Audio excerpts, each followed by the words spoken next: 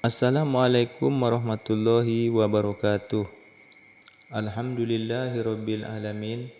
Wassalatu wassalamu ala asrofil anbiya'i wal mursalin Sayyidina wa maulana Muhammadin. Saudara-saudara kaum muslimin dimanapun kalian berada, segala puji dan syukur kami panjatkan kehadiran Allah Subhanahu wa Ta'ala yang telah menciptakan manusia dengan berbagai bentuk dan akal untuk berpikir. Salawat dan salam semoga terlimpahkan kepada Rasulullah yang telah memberi petunjuk bagaimana tata cara melaksanakan sholat fardu yang benar.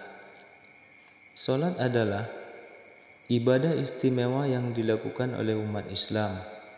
Sholat dibagi menjadi dua, yaitu sholat fardu dan sholat sunnah.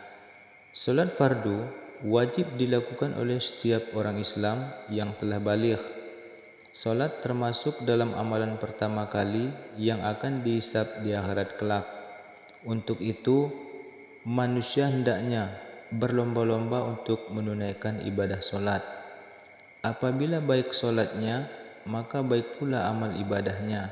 Sebaliknya, apabila buruk sholatnya, maka buruk pula amal ibadah lainnya. Oleh sebab itu, laksanakan sholat sebaik mungkin agar kelak tidak menyesal. Sholat secara lughawi berasal dari kata bahasa Arab Shollu yusolli sholata, yang artinya doa atau pujian. Sholat secara harfiah adalah ibadah yang terdiri dari perkataan dan perbuatan yang diawali dengan takbir dan diakhiri salam dengan syarat dan rukun tertentu. Adapun menurut para ahli tasawuf, sholat merupakan upaya menghadapkan hati kepada Allah Subhanahu wa Ta'ala hingga menumbuhkan rasa takut dan tunduk kepadanya. Sholat juga memiliki keistimewaan bagi umat Islam, di antaranya keistimewaan yang pertama, yakni sholat termasuk amalan yang dikhususkan untuk umat Nabi Muhammad SAW. Keistimewaan yang kedua, sholat termasuk alat komunikasi bagi seorang hamba kepada Allah Subhanahu wa Ta'ala. Keistimewaan yang ketiga, dengan sholat seseorang dapat menundukkan jiwa dan raganya di hadapan Allah Subhanahu wa Ta'ala. Dan keistimewaan yang keempat, dengan sholat seseorang dapat mensyukuri segala ciptaan dan kekuasaannya. Dan keistimewaan yang kelima, yakni yang paling penting adalah perintah sholat diterima langsung oleh Nabi Muhammad SAW dari Allah Azza wa Jalla. Para ulama dan pakar bahasa Arab memiliki pandangan yang berbeda mengenai penentuan asal kata as-sholah. Di antaranya, pendapat pertama mengatakan bahwa as-sholah adalah ad-du'a, karena setiap muslim yang melaksanakan sholat selalu berdoa kepada Allah Subhanahu wa Ta'ala agar dilimpahkan rezeki dan melindunginya di dunia serta mengampuni dan memberinya ganjaran pahala di akhirat. Pendapat yang kedua, kalangan pakar bahasa Arab mengatakan bahwa as-sholah diambil dari kata as-shilah, hubungan, karena dengan mendirikan sholat, roh seorang mukmin pada dasarnya sedang berhubungan dengan sumber spiritual yang meletakkannya pada jasad kasarnya. Pendapat yang ketiga mengatakan bahwa as-sholah berarti ar-Rahman, yakni kasih sayang, diambil dari kata ar-Rahim, yaitu organ tubuh seorang ibu untuk mengandung janinnya selama kehamilan.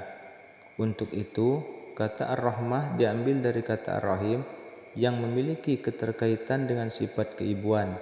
Jadi as-salah adalah penyerahan diri seorang mukmin kepada penciptanya melebihi kasih sayang seorang ibu. Selain memiliki keistimewaan, gerakan sholat yang kita lakukan juga memiliki keajaiban dan banyak sekali manfaatnya bagi tubuh kita. Rangkaian gerakan sholat yang dicontohkan Rasulullah SAW mengandung banyak hikmah dan manfaat bagi kesehatan manusia. Mukjizat-mukjizat tersebut diantaranya,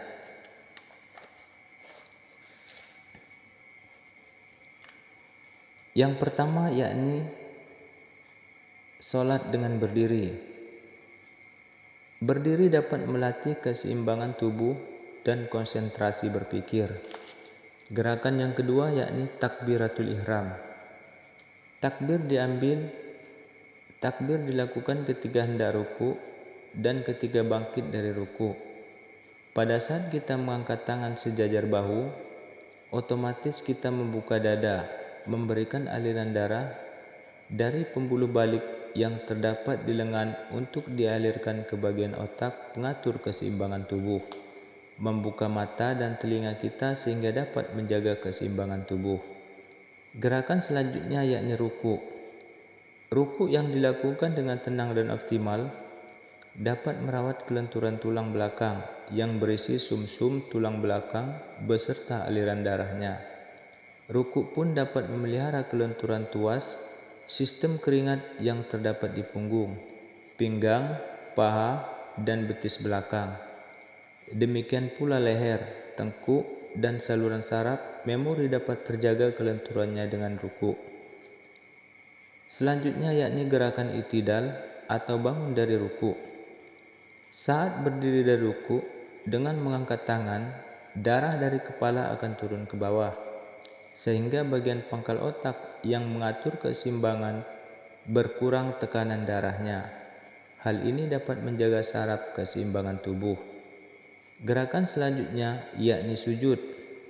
Sujud dapat memaksimalkan aliran darah dan oksigen ke otak atau kepala, termasuk pula ke mata, telinga, leher, pundak, dan hati. Gerakan selanjutnya yakni duduk antara dua sujud.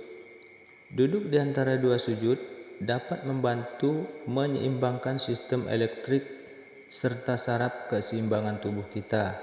Selain itu, juga dapat menjaga kelenturan saraf di bagian paha dalam, cekungan lutut, cekungan betis, sampai jari-jari kaki. Kelenturan saraf ini dapat mencegah penyakit diabetes, sulit buang air kecil, prostat, dan hernia. Gerakan selanjutnya yakni duduk tasawuf awal. Pada duduk tasawuf awal, lipatan paha dan betis bertemu. Gerakan ini dapat mengaktifkan kelenjar keringat sehingga dapat mencegah pengapuran dan menjaga agar kaki dapat optimal menahan tubuh kita. Gerakan selanjutnya yakni duduk tasawuf akhir. Gerakan ini berguna untuk membongkar pengapuran pada cekungan kaki kiri, agar saraf keseimbangan yang berhubungan dengan saraf mata akan terjaga dengan baik sehingga akan meningkatkan konsentrasi. Gerakan yang terakhir yakni salam. Gerakan ini dapat menarik urat leher yang bermanfaat untuk menjaga kelenturan urat leher. Pada leher, terdapat banyak urat saraf yang sangat penting untuk dijaga, seperti urat saraf paru-paru dan jantung. Apabila urat saraf kering, maka dapat menyebabkan kematian. Segala perintah atau larangan Allah Subhanahu wa Ta'ala akan memberikan manfaat yang luar biasa kepada hamba-hambanya. Itulah mukjizat dari gerakan-gerakan sholat yang bermanfaat bagi kesehatan tubuh kita. Wassalamualaikum warahmatullahi wabarakatuh.